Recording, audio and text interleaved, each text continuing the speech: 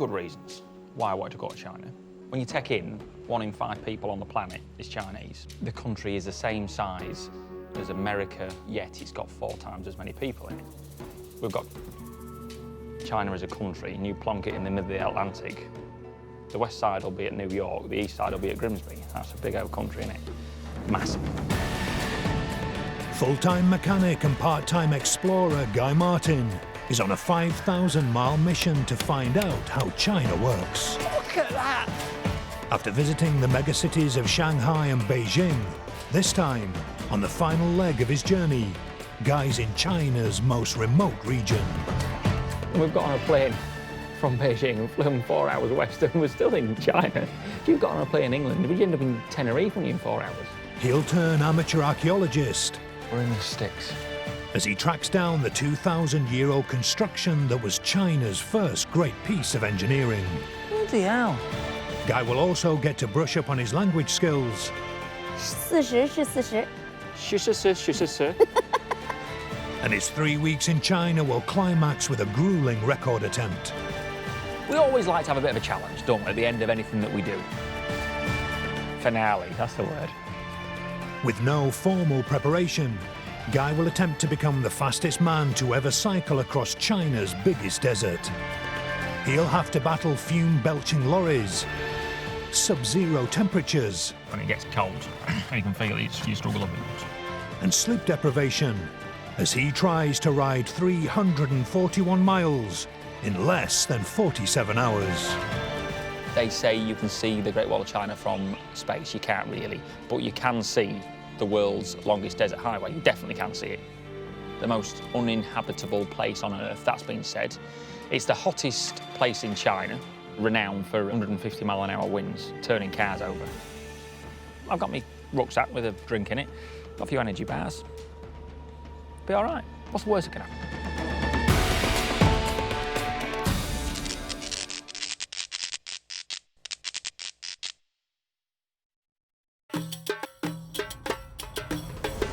Guy's cycling challenge will take him to the middle of China's largest region, Xinjiang, an area 7 times bigger than the UK.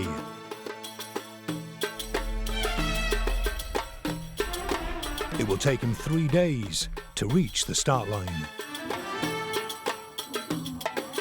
On the second day of travelling, he stops off at the historic market town of Turpan to stock up on supplies. Come on, let's go for one.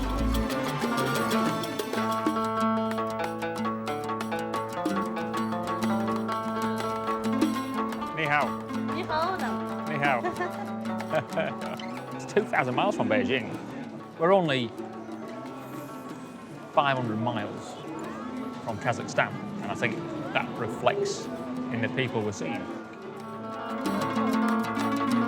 There are more than 50 ethnic groups in China, and the largest in the Xinjiang area is the Uyghurs, a largely Muslim population with Central European ancestry and their own language. Yeah, and you can see the styles are right in there. We've got Arabic on the top, like Uyghur language, and then Chinese on the bottom. Many Uyghurs want independence for their resource-rich region from the ruling Han Chinese, whose cultural restrictions include banning Muslim men from growing long beards. After several deadly clashes, state security forces guard everywhere against the perceived terrorist threat. Historically, Turpan was a cosmopolitan market town on the Silk Road trading route. Ni hao. Hello, Hello. excuse me. Travellers stopped here to replenish water Does look like truckers' ties, don't it? or buy and sell silk, spices and precious metals. Scratch-proof Cahoden. I'm all right for watches. Staying alive. Bit of English, bit of Uyghur language. How much, mate? 10 yen. 10 yuan. Oh, 3, 3 yuan. 3, 10. 3 for 10. How much for this one? 3. 3, yeah. We'll have it on the car on the way home. Just 20, 50. See you tomorrow. Today, The markets are full of more modern merchandise. Nice make. In preparation for the ride ahead, Guy finds a bargain. She might be cold in the desert, boys. His government minder has some doubts. What do you think, Mr. Zoo? Do you like it? I think it's guru. He said it's for a girl. Guy continues his search for supplies that might be useful for his bike ride.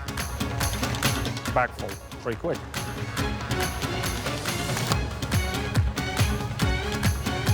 Oh. The stall holder returns to crack Guy's nuts. Customer service, this. Didn't have to do that. Cheers. Thank you. Cheers. Thank you. Almost everything is available to buy at the market, even the elaborate bridal gowns that are a feature of big fat Uyghur weddings.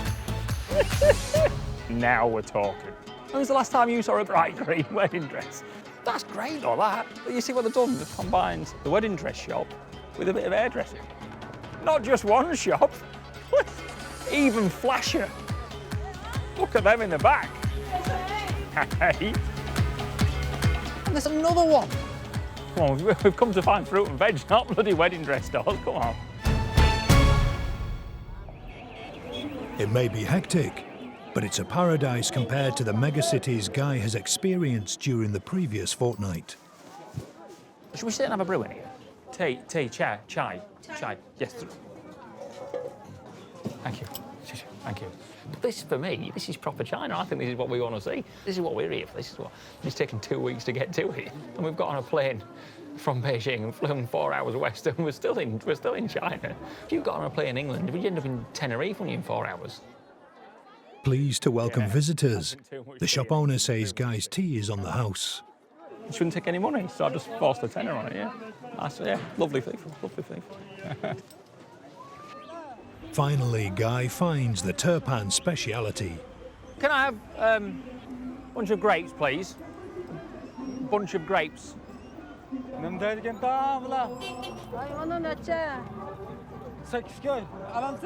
Yeah, please. And one of these, please.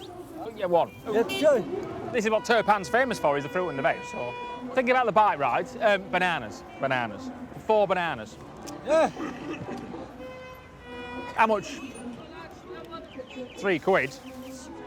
I think we've struck gold, boys. We've struck gold. You're great, madam.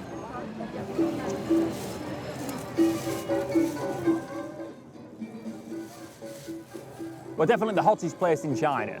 You wouldn't think, would you, that they managed to grow stuff like that in the desert? You'll see, we'll go and have a look, and you'll see how they've done it.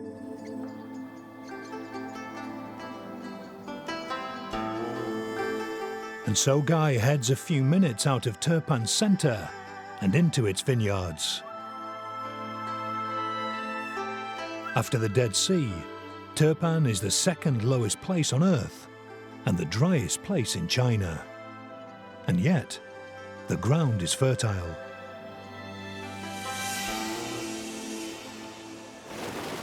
It's all thanks to something known as China's first great piece of engineering.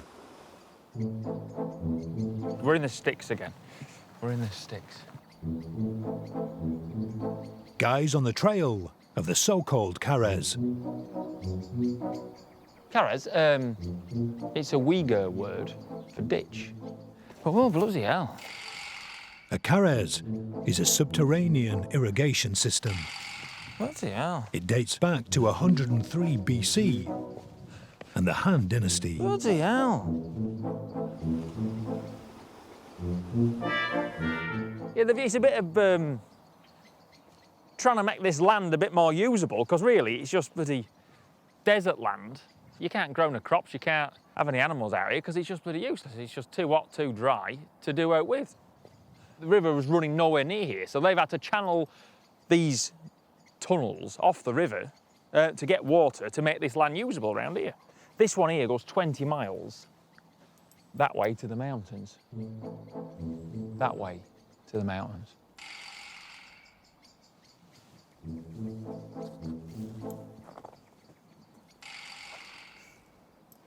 Bloody hell. Yeah, so it took 4 men a day to dig 2 metres. Mountains must be that way. Mountains must be that way. The water's flowing that way.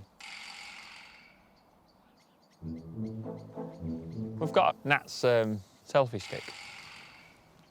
You see? Well, good work, mate. Go on.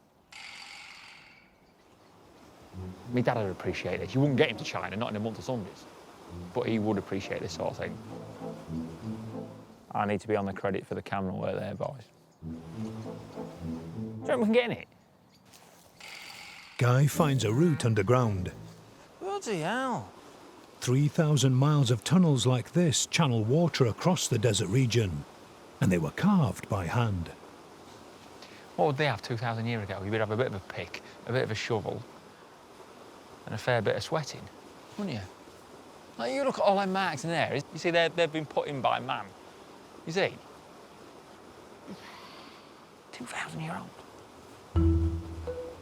Oh, this is great, isn't it? Being underground keeps the water cool, and the tunnel's ceiling prevents evaporation. 15 degrees outside, and then you're down here. I bet you're down to, what do you reckon, 5, 6, 7 degrees, something like that. That's cold, that.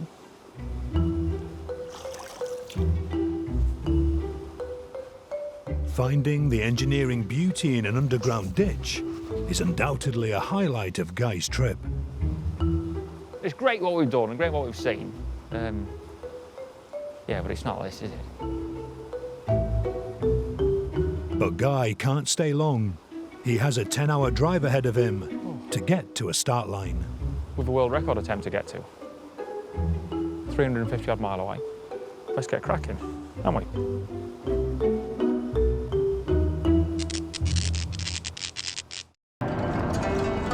Guy Martin is on his way to a grueling record attempt, cycling across China's most remote desert.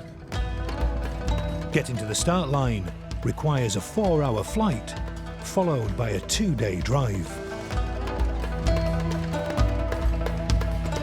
At one of the stops for food, Guy gets the chance to sit down with his translator Chang and practice his Chinese. You know, every single Chinese word have 4 tones. Right. For example, like we have a ma, ma, ma, ma. Oh, heck. So ma, that's a mother. Yes. Ma, it's question. Yes. Ma, it's a horse. Yeah. Ma, it's yelling. Ma. Ma, Ma. ma, Ma. ma, Ma. ma. Ma. Yes. Yay. So we have 4 tones. I'm just thinking, I could call my mum an horse as easy as that. You have ma in your name as well. Your name in Chinese is Gai Ma Ding. Guy Martin. Ma Ding. Martin. Ma Ding. Martin. Ding. Ding, ding, I'm ding, going to end up ding. spitting on you. No, you can't do that to a woman. I know. Chang thinks the best way Guy can improve his language skills is with a tongue twister. I'll try it if you try one of my tongue twisters. You try my one first. I'll go on, I'll try it. Go on. 44. Shh. No, 44. 44. 10是10， Shh. 14是14， Shh. 40是40。 Shh. That's a 44. It's a 44. 44, 10, 44, 41. I'm just ready. I'm not very good. But what about, could you say, it's a bit rude though. If you get it wrong, it's rude. I'm not a pheasant plucker, I'm a pheasant plucker's son, and I'm only plucking pheasants till the pheasant plucker comes. That's too long. You can do that. I'm not a pheasant plucker, I'm not a pheasant plucker. I'm a pheasant plucker's son, I'm a pheasant plucker son. and I'm only plucking pheasants I'm only plucking until the pheasant plucker comes. You're all right.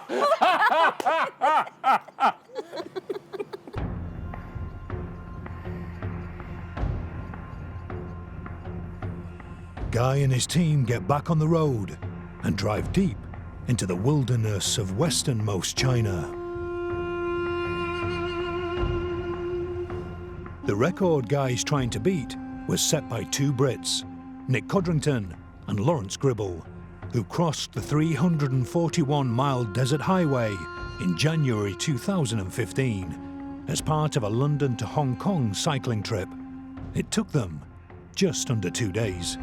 At 4:15 a.m. we set out from the town of Luntai on China's northern Silk Route. We've now arrived in Chiemo at the southern tip of the desert along China's southern Silk Road. 47 hours and 19 minutes.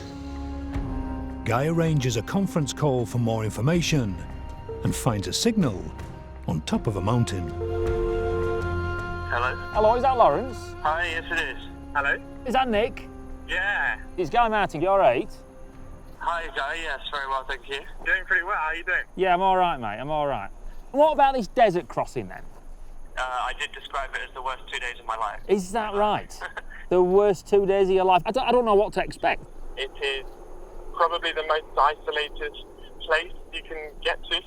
You've got no one sort of north for 300 kilometres, no one south for about 300, and then cold, very cold. Yeah, well, it got quite cold at night, so definitely layer up. What I've got, because my shoes, they were on offer, but there was a size too big. So I bought them and put another set of inner soles in them. So I think I'm going to take the inner soles out and put another pair of socks on. And a woolly hat. I'll be all right, I'll be all right. Nick and Lawrence use touring bikes built for comfort and long distances. Guy has brought a much more basic machine. How heavy is the bike? Because that will affect your time quite significantly. I'm just using my bike that I go to work on. It's not a road bike, it's not a mountain bike, it's just got, yeah, it's only got one gear on it. Well, I mean, your one gear might be a bit of a struggle, because once you get beyond 300 kilometres, you can see all of the ups and downs, because there's nothing else to look at. If you've got a headwind, because there's nowhere to hide, it's going to cut your speed. Yes, yeah. It's going to be a struggling match, whatever, I think. You boys don't mind me having a go, do you? No, it's fine. Yeah? The record there to be broken. I'm just honoured to be cycling in your tracks, really. I think it's great. Well, I think we're more honoured to have you follow us. Hey, cheers, Lawrence. Thank you very much. Yeah, best of luck. See you, mate. See you. Bye. Well, look, the worst 2 days of his life. That's what Lawrence said. I can sit and cry about it, but not a lot's going to happen, is it? I still need to get to the end. I've been in this situation, like big job's on. It's in front of you, you just go through it, you just get your head down, you get on with it. Your legs are hurting and they're screaming at you, but really, they are screaming at you. But they'll still put power out, so you just have to recalibrate your brain to know that, they're screaming at you, but they'll still work, they'll still put power out, so you just have to cancel that out and just keep on. Keep on keeping on. Let's see if I'm saying the same at the end. Yeah. 3 days after leaving Beijing in the east, Guy finally arrives at Luntai in the west. A small town with big city ambitions.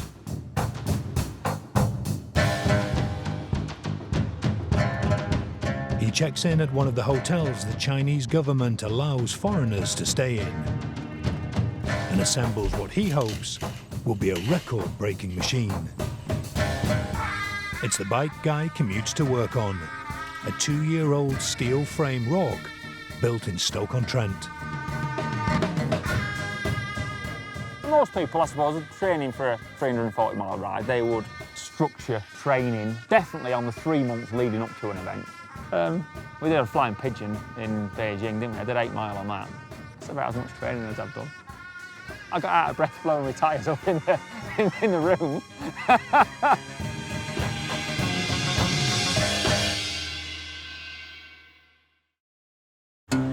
It's Sunday, the 23rd of October, 2016. The day Guy's record attempt will begin. Overnight news has spread of his plan to cycle across a desert feared by the locals. Taklamakan Desert is only a tad smaller than Germany. 130,000 square miles of shifting sand desert.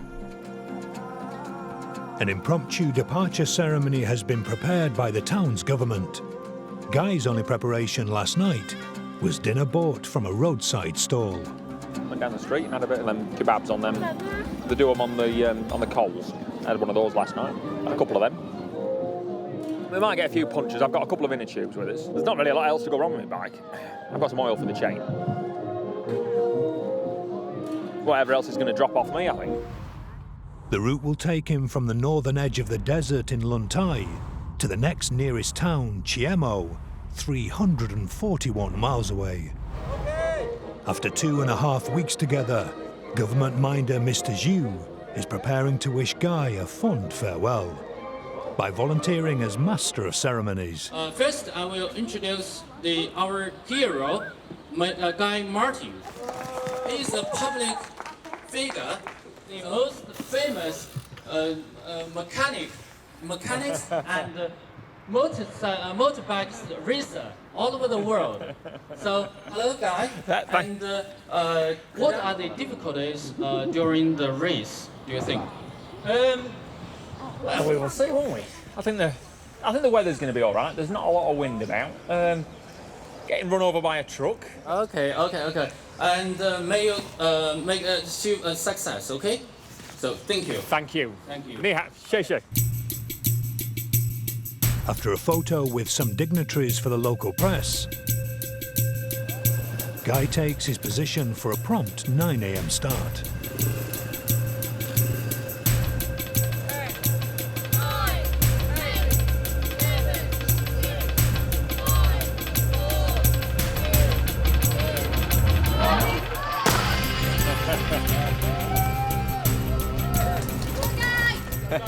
Cheers, mate. Cheers, mate. Guy begins enthusiastically. If anything, he started too fast for a ride that might last 2 days. In the middle of a police escort, he's pedaling at 23 miles per hour. We've got a rickshaw overtake.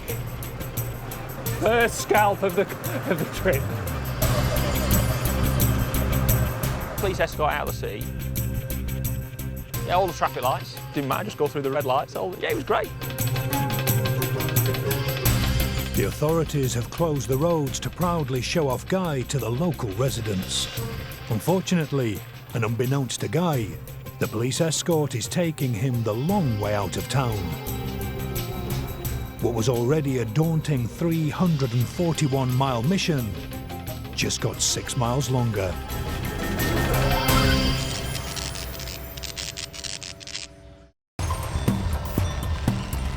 Guy Martin's attempting to set a new record by cycling along the world's longest desert highway in less than 47 hours. Following a police escort from the start line has sent him on an unintentional 6-mile detour. It takes 20 minutes before he's led in the right direction and into the harsh climate of the desert itself. Yeah. For it to be a desert, it can't have any more than 250 millimetres of rain a year. Where Taklamakan only has 50 millimetres of rain a year. So it's not on the borderline of being a desert. No, it's a proper desert. But dry weather doesn't mean it's always hot. 1 degree, we're all right. Yeah, you sort of know in the first 10 miles or so what's going to be an issue. I feel all right.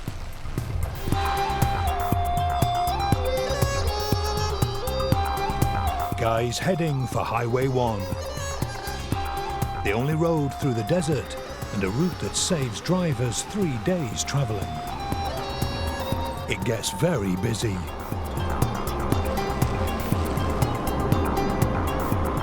I spent a lot of time behind that cement pumping lorry.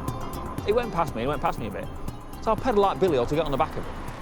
And then I thought, I've gotten on the back of him. I thought, it's all right, it's a bit easier when I get behind him. All right, I'll sit there. And then I thought, no, it's not, because I'm getting covered in bloody soot off it. Massive thing, that. Impressive. There was loads of axles. For all its fumes, the cement pumping lorry is an unlikely inspiration to a philosophical Guy. You can't go far in China without hearing about this man Confucius. What's the word? What would we call him? A Chinese philosopher from 500 BC. This is what Confucius said. He said, everything has its beauty, but not everyone can see it. The English translation to that would be, beauty is in the eye of the beholder. All those axles working independently, how many of them are steering? Look at the pumping gear, I just thought, well, fascinated by it. Well, you would just think, what are you looking at? What are you looking at? But I could see it because I'm into that sort of thing. After 90 minutes of riding, Guy joins Highway 1. He's now entering the so-called Desert of Death. The Uyghur translation of Taklamakan is you're going in, you're not coming out. That's it. Yeah, we're straight now to the finish. What's that about? Another 300 miles.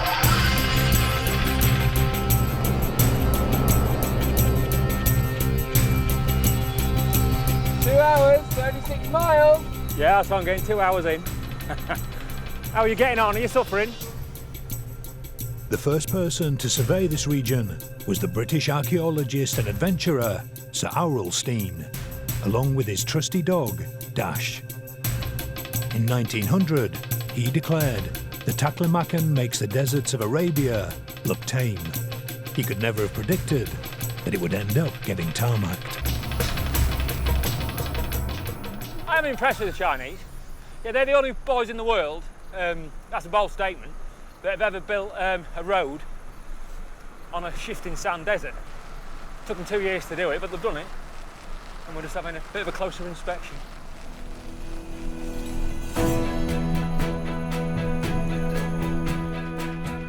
Winds up to 150 miles per hour mean the Taklamakan's dunes are constantly moving and, left unchecked, would engulf the road with sand.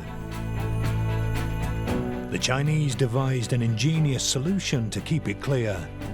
They planted rows of bushes along the roadside, shielding the highway from sandstorms. The plants are watered by an irrigation system connected to vast underground reservoirs, with enough hosepipe to stretch halfway around the world.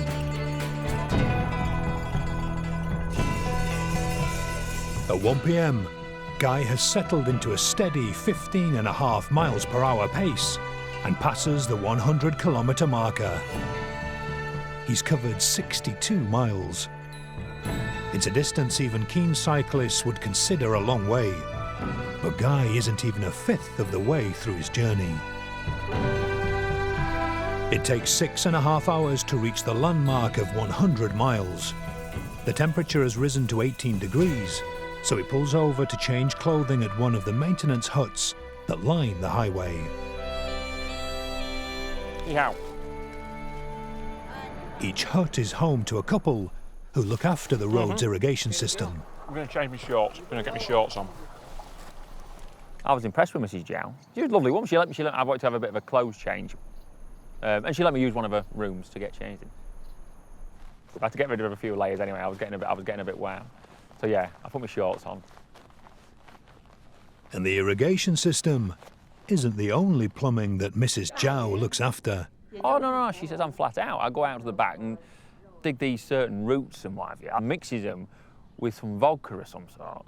And she says it makes my man very strong. What do you mean very strong? Oh, no.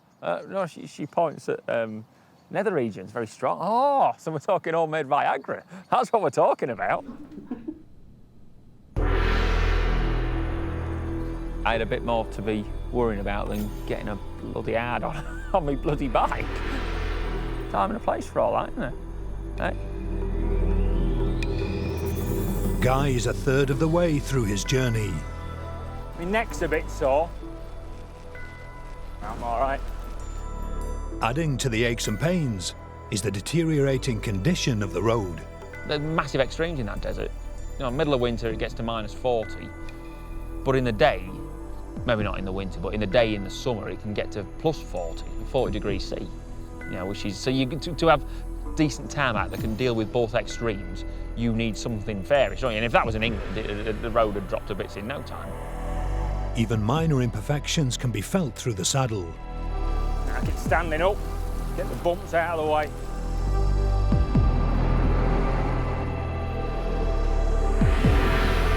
The wear on the road is made worse by the constant pummeling from oil tankers driving to and from the desert's oil fields.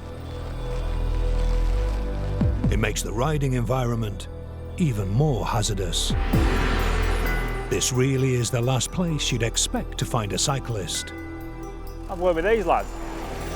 But Guy finds two. Ni hao. I'm Guy.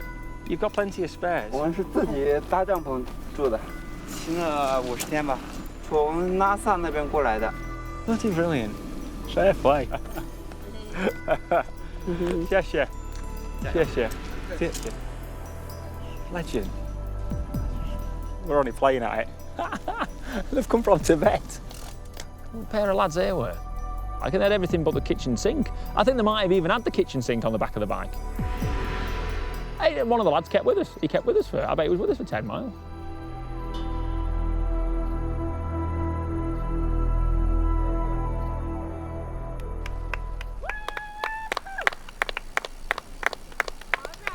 At the 150-mile mark, Guy's team have set up a tuck shop. There are no scientifically measured nutrition plans here, only some favourite treats, as requested by Guy. You buzzing? You look really good form. Steady, mate, steady. He spends the first 2 minutes of his pit stop wolfing down one of the bananas bought from Turpan Market and a loaf. Shoot your legs. Just your Achilles. I'm going to adjust my shoes. 3 more minutes are spent altering the angle of the cleats that clip to the pedals, Just tweak them a bit. hopefully reducing the stress on his ankles. After 6 minutes, Guy and his well-worn bike Get my money's worth out of that. head back to the road. Good luck, guys. Crew medic Stu McGill has overseen the pit stop. Yeah, he's good form. Morale's high. He's going to need to get a full-on meal at some point, you know. It's the only snacks that are going to take him through so much. The average man will burn around 2,500 calories a day. So far, the team estimate Guy has burnt 7,500 calories and hasn't consumed enough food to top himself back up. 10 hours after setting off, however, Guy sees his first ever desert at dusk and feels confident. We're seeing the setting sun tomorrow. We've done something wrong. You heard about all them folk, you know, they all go to a beach. Oh, you see the sunset. Well, I'm not right bothered about sunsets. The sunset's everywhere in the world every day, doesn't it? But to be honest, biking through the desert and seeing the sunset was quite a sight.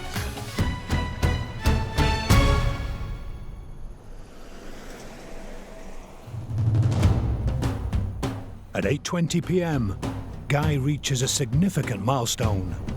11 hours 20, exactly halfway, 170 miles. He doesn't react, and the team are concerned Guy might experience the extreme fatigue known as bonking, the cycling term for becoming hypoglycemic or having low blood sugar. The body can only store enough energy to fuel 90 minutes of moderate exercise. It's now 2 hours since Guy's last feed. He's running on empty. At worst, bonking can mean an endurance athlete collapsing. At best, they become irritable. The fumes off this here. It'd be better if you just off.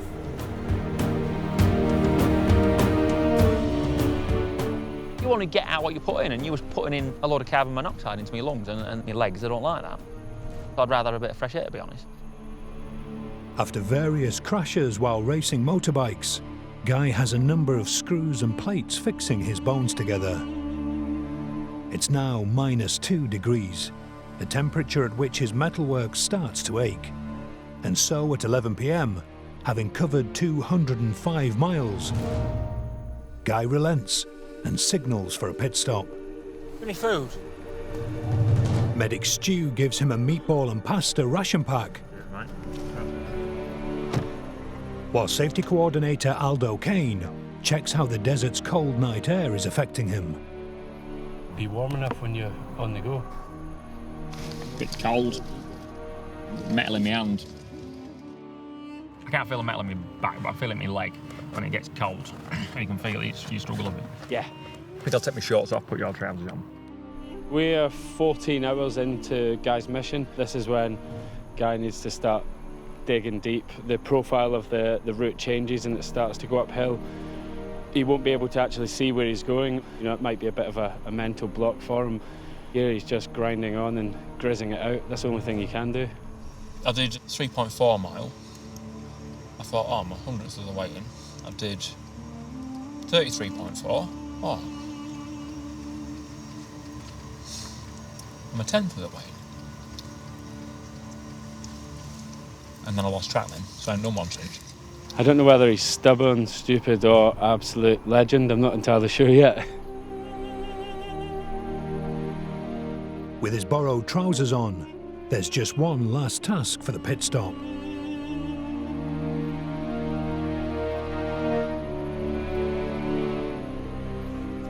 I'll end up with a mouth like a burnt out village. You know, you get that?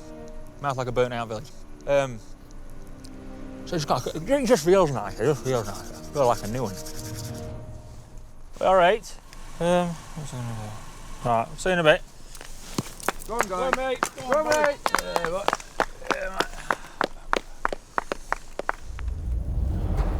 Guy's close to one of the Taklamakan's few signs of life, the Taijiang oil field. The mineral-rich Xinjiang region is China's energy base. 40,000 barrels of crude are driven away from this field every single day.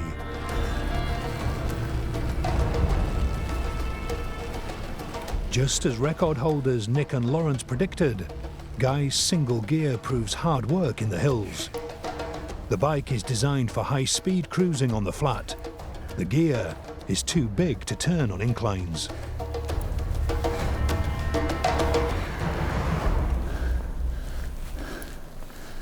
Testing gradients of 7%, see Guy's speed drop to 3 miles per hour.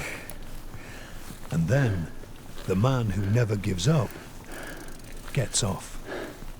Doesn't matter how slow you're going forward, don't stop moving. There are 120 miles left to go.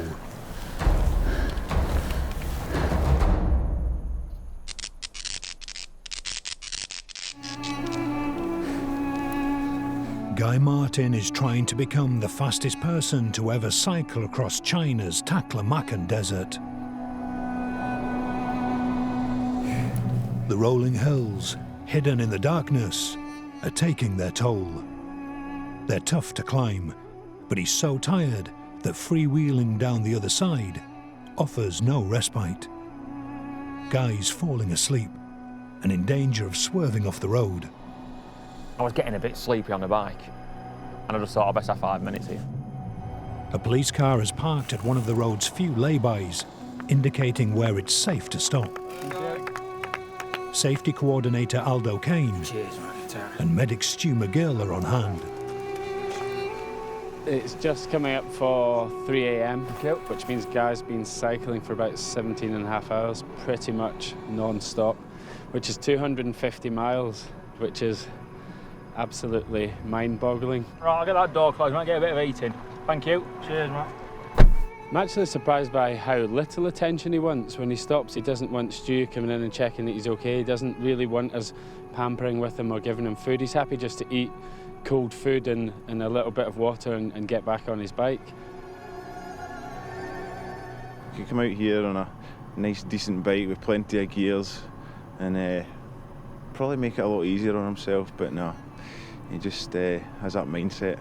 For somebody that isn't a pro athlete to come out and do a challenge 341 miles in a desert that ranges from 18 degrees down to probably going to see maybe -1, maybe -2, and just doing it straight off the cuff. It's pretty impressive. My background is in the Marines, and we obviously have to do a lot of endurance work, whether it's, you know, at war or on exercise, and he's way, way above what we would do. Stu and I have both got that background, and we were both saying we would have been out in the first hour or two.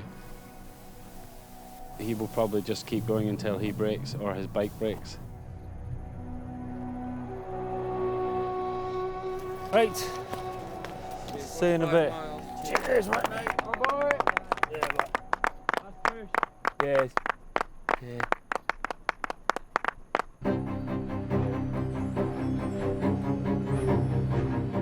Guy was stopped for an hour. He didn't get to sleep, but he did rest, and he attacks the last of the night with gusto. Wearing sunglasses so his eyes don't dry out in the cold wind, 23 hours after setting off, dawn breaks. Just after sunrise is the coldest part of the day. The Earth has lost all its heat, and the sun is too shallow to start warming it back up again. It's -2.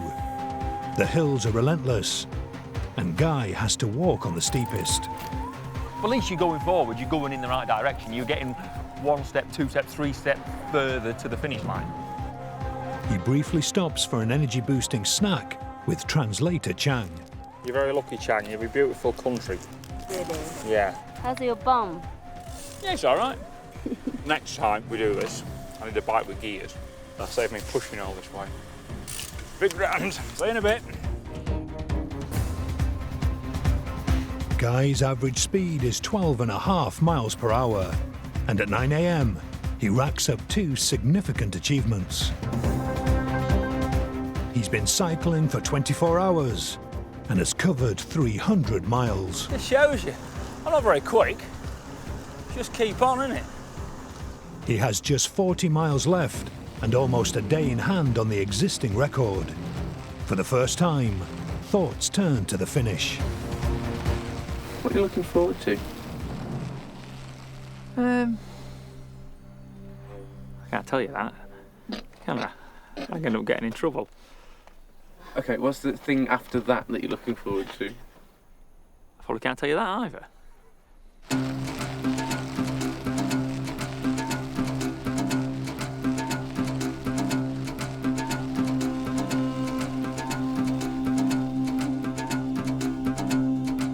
An hour and a half later, Guy joins the main road to Chiemo. I reckon that's it. That's the desert highway finished.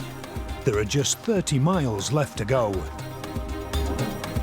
Meanwhile, at the finish line, word has got out about a Western lorry mechanic who has been trying to cycle across the desert of death. A welcoming party is hurriedly arranged. They've even found some red carpet. Nobody knows what time Guy will arrive, but the traffic is stopped anyway in preparation. There is an anxious wait. Unbeknownst to the onlookers, up the road, Guy has stopped for a wee.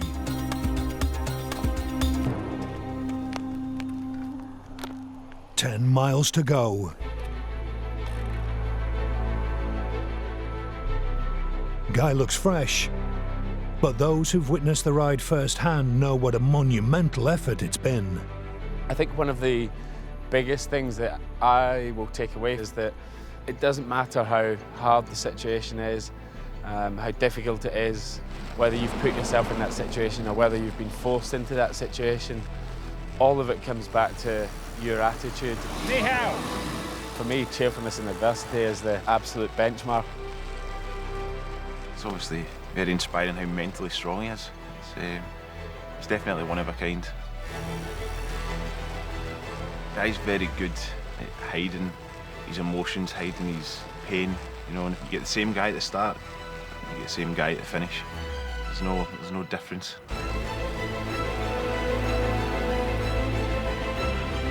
At 12:17 p.m., Guy arrives in Chiemo. He smashed the 47-hour record. 28 hours, 17 minutes, 347 miles. Government minder Mr. Jew is first to congratulate him. His prize? A traditional Uyghur Dopa. Presented by the Mayor of Chiemo. 在大地线上，我代表这个切莫县委、切莫县人民政府，对你到这个切莫县这个执行呀。This is brilliant. Dead God, I did it. Dead God. Yeah. Let's have a cup of tea. We'll go back. Oh, sorry. I'm a bit wobbly. Sorry. Despite covering 6 extra miles, Guy has beaten the record by 19 hours. having eaten nothing but a kebab the night before, on a bicycle covered in Grimsby grime, whilst wearing somebody else's trousers. I might smell, I'm sorry. Yeah, I'm sorry. And with a celebratory swig, Guy's 3-week adventure is over. I like China. Chinese people, lovely people. 我叫许金小。 Xu Jinshu. I'm Guy. Lovely to meet you. I didn't get much past ni hao and xie xie. Ni hao. Thank you, xie xie. Xie xie. I think we've done a bit more than just scratch the surface, haven't we? This is bloody impressive. I've seen the extremes. Oh, yeah, fighter. Now we're talking. The government still have a massive control over everything that's done in this country.